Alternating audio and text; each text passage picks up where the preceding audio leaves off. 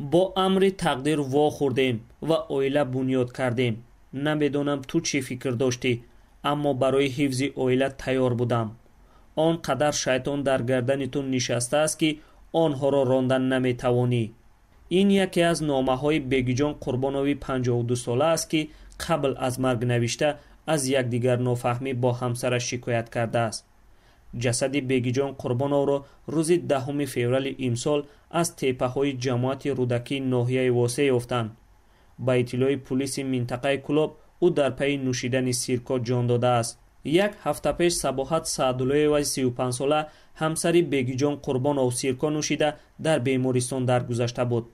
مقامات پلیس میگویند تا به حال علت خودکشی این دو نفر معلوم نیست، اما نزدیکان بیگیجان قربانو گفتند که آنها طی تقریبا 2 سال زندگی مشترک هیچ روزی آرام و بی جنگ و جنجال نداشتند و احتمال حیات نابسامان آنها را به این حال افکنده است. زویدالله سعدالله برادر صباحت سعدالله روز 12 فوریه در صحبت با رادیو آزادی گفت بعد آنکه از سیرکا نوشیدن خواهرش خبردار شد او را در حال به بیمارستان ولایتی در کلا بردند.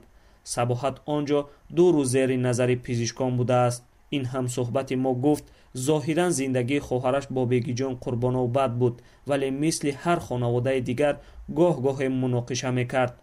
او گفت در این مدت یزنش یک بار تلفنی از حال همسر خود پرسیده است. تون یک بار در بله سبب اویلش نمی‌پام زنگ زد روستیگر قد پدرمون گپ زد صحبت تلفنی قدی سکریچ تلفن قد تلفن کرد. اما خانواده بیگیجان قربانو میگویند از اول زندگی این دو نفر خوب نبود و با هم سازش کردن نمیتوانستند.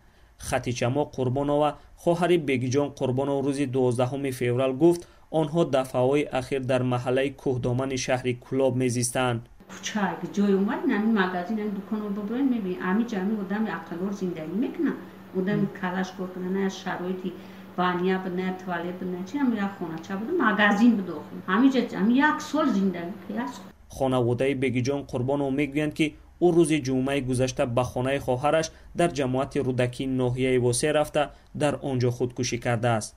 در حال حاضر پرونده مرگ صباحت سعدالله و را دادستان شهر کلاب و از بیگیجان قربانو را دادستان ناحیه واسه تفتیش میکند. یک منبع در شعبه کارهای داخلی ناحیه واسه به رادیو آزادی گفت یک نامه بیگیجان قربانو در دست آنهاست و تفتیشات به نکته های آن اهمیت میدهد.